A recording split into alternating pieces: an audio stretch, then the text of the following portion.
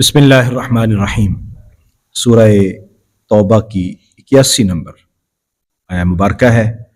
11واں رکوع شروع کریں گے آج ہم سورہ توبہ، 10واں پارہ ہے۔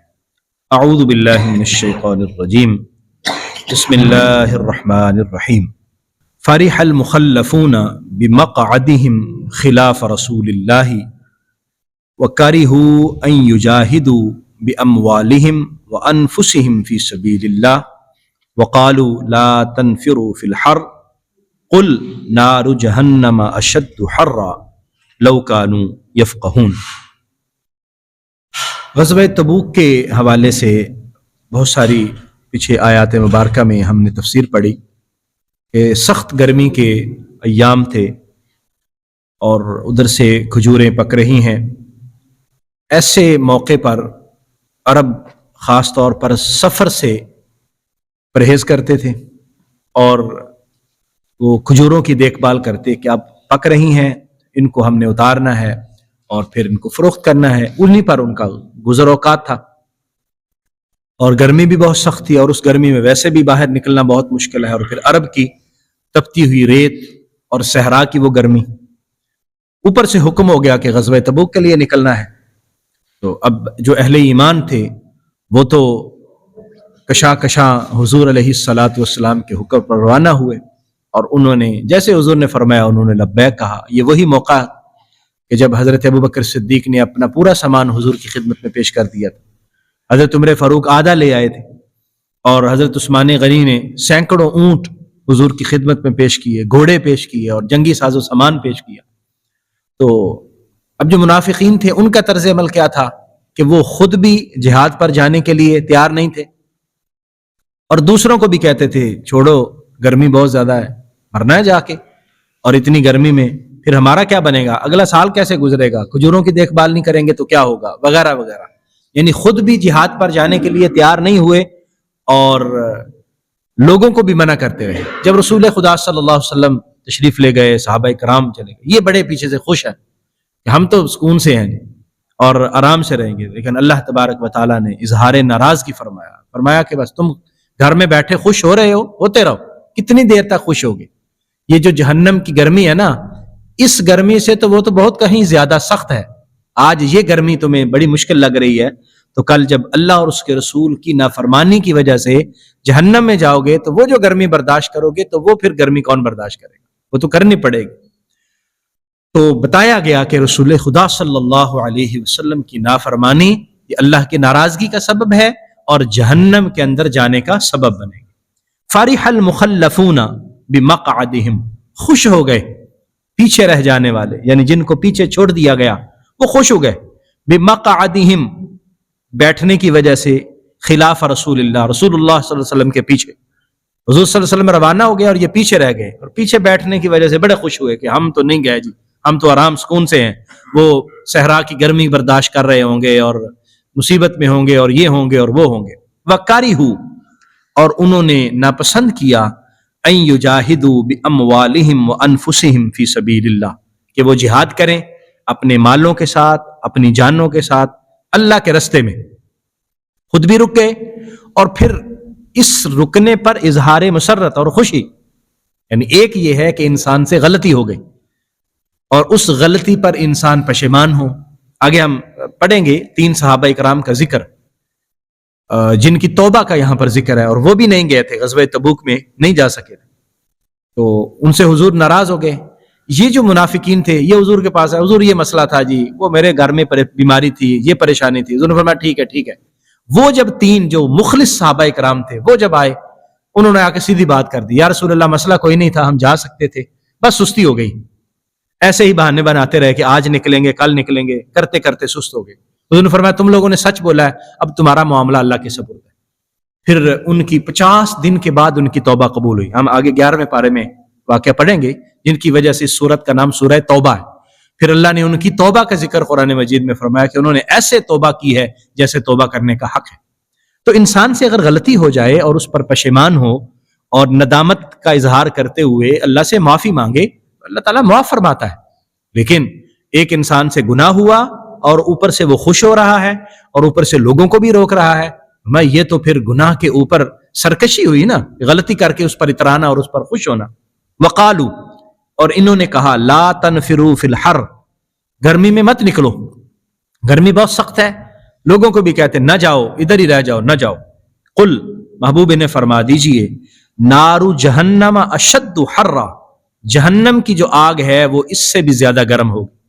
یہ گرمی کون سی گرمی ہے؟ اصل میں تو جہنم کی آگ، اور حدیث مبارکہ میں اس کا ذکر آتا ہے کہ جہنم کی آگ ہماری اس آگ سے 70 گنا زیادہ سخت ہے. یعنی ہماری آگ کتنی سخت ہے، ہم ایک سیکنڈ کے لیے بھی اس کے آگے ہاتھ رکھیں تو جلنے کا خدشہ ہے. تو وہ آگ جو جہنم کی آگ ہوگی، حدیث مبارکہ میں اس کا ذکر آتا ہے کہ پتہ نہیں کتنے 100 سال کی مسافت سے انسان کو اس کی گرمی محسوس ہونا شروع ہو جاتی.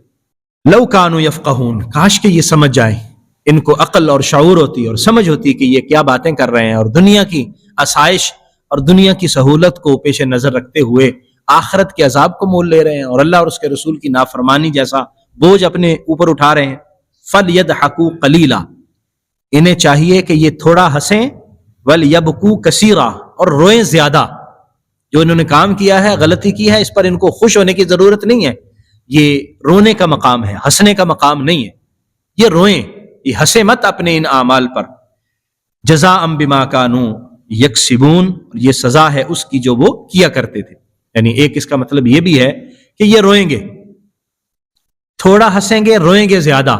یعنی جو مستقبل آنے والا ہے، اور مستقبل میں جب ان کا پردہ چاک ہو جائے گا، جب یہ آشکار ہو جائیں گے. ابھی تو منافق چھپے ہوئے ہیں نا، ابھی ان پر پردہ ہے اور بتایا نہیں جا رہا. لیکن اس کے بعد پھر حکم ہو گیا تھا، حضور صلی اللہ علیہ وسلم کو منع فرما دیا گیا تھا کہ ان کے جنازے پر بھی نہیں جانا اور ان کی قبر پر بھی نہیں کھڑے ہونا، نماز جنازہ پڑھانا ہی نہیں ہے. پھر اب ان کو تاکہ آشکار کیا جائے اور مسلمانوں کی صفوں سے ان کو نکال دیا جائے. تو پھر ظاہر بات ہے وہ کیسے پھر خوش ہوں گے؟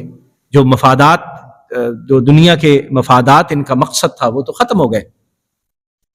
جزاء بما كانوا يكسبون فإن رجعك الله إلى طائفة منهم، اگر آپ کو اللہ لے آئے إلى طائفة منهم، ان میں سے کسی گروہ کی طرف، یعنی اللہ آپ کو اگر واپس لاتا ہے اور آپ ان میں سے کسی گروہ کی طرف جاتے ہیں، تو آپ سے پھر یہ اپنی یعنی اندر کی منافقت کو چھپانے کے لیے اور اپنے معاملات پر پردہ ڈالنے کے لیے کہیں گے جی حضور ہمیں اجازت دیں گے، ہم آپ کے ساتھ اب جہاد پہ جائیں گے، اس مرتبہ ہم سے غلطی ہوگی لیکن آئندہ جو جہاد ہوگا ہم ضرور اس پر جائیں گے. تو حضور صلی اللہ علیہ وآلہ وسلم کو فرمایا گیا بس اب ان کے ساتھ بائیکاٹ کا ٹائم آ گیا، اب انہوں نے جو کرنا تھا کر لیا. دیکھیں کب سے، یعنی حضور جب مدینہ تشریف لائے اس وقت سے انہوں نے منافقت شروع کی اور دشمنی شروع کی. اور جب غزوہ احد تھا مسلمانوں کو سخت ضرورت تھی، اس وقت عبداللہ ابن ابی منافق اپنے 300 لوگوں کو لے کر لشکر سے علیحدہ ہو گئے. یعنی جب جنگ سر پہ کھڑی ہوئی ہے اور ادھر سے کفار جو ہے وہ مسلمانوں پر حملہ کر رہے ہیں اور ادھر ضرورت ہے، ایک ایک بندے کی ضرورت ہے، اور یہ عبداللہ ابن ابی منافق اپنے لوگوں کو لے کر لشکر سے علیحدہ ہو جاتا ہے اور مسلمان کو تاکہ یہ شکست کھائیں اور ان کو پریشانی اٹھانی پڑے. اس وقت سے ان پر نرمی کی جا رہی ہے، معاف کیا جا رہا ہے، چشم پوشی کی جا رہی ہے کہ شاید یہ انسان بن جائے. لیکن اب بھی آ کر اگر یہ نہیں سمجھ رہے تو پھر ان کے سمجھنے کے اب سارے دروازے بند ہو چکے. اس لیے فرمایا فَإِن رَجَعَكَ اللَّهُ إِلَىٰ طَائِفَةٍ مِّنْهُمْ، اگر آپ واپس لوٹیں یعنی اللہ آپ کو واپس لے آئے ان میں سے کسی ایک گروہ کی طرف، فَاسْتَأْذَنُوكَ لِلْخُرُوجِ، تو وہ پھر نکلنے کے لیے آپ سے اجازت مانگیں گے. وہ کہیں گے جناب اب ہم نکلتے ہیں، آپ ہمیں اجازت عطا فرمائیں.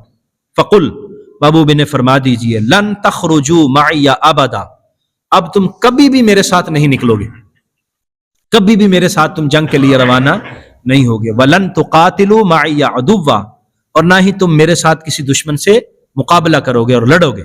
اب کسی دشمن کے ساتھ تمہیں نہیں لڑنا، نہ میرے ساتھ تم جہاد پر جاؤ گے.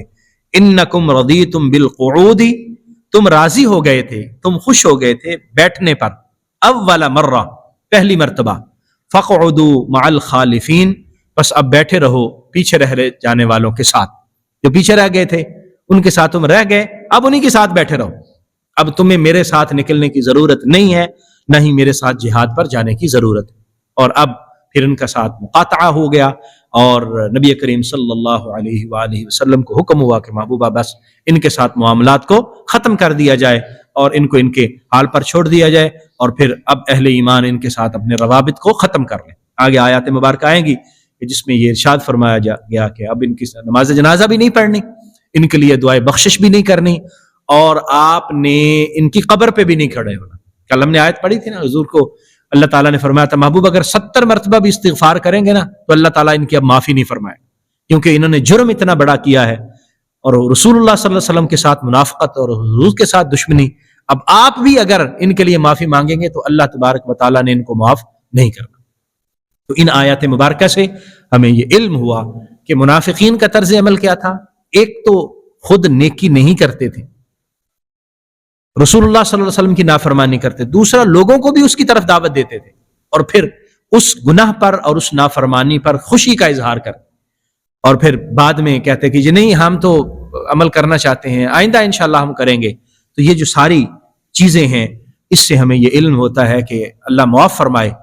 انسان سے غلطی ہو جائے توبہ کر لے، غلطی ممکن ہے، ہو سکتی ہے، انسان ہے، جھک جائے، اس پر اکڑے نہ، اس پر اظہار خوشی نہ کرے کہ مجھ سے یہ غلطی ہو گئی، اچھا ہو گیا، نہیں، توبہ کر لے۔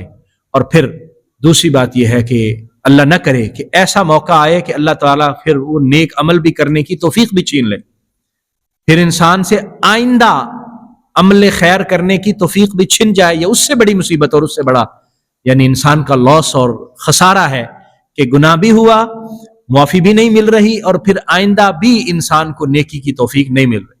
اللہ تعالیٰ ہمیں معاف فرمائے اور منافقین کی جو عادات ہیں ان سے دور رہنے کی توفیق عطا فرمائے۔ آمین۔ وآخر دعوایا ان الحمد للہ رب العالمین۔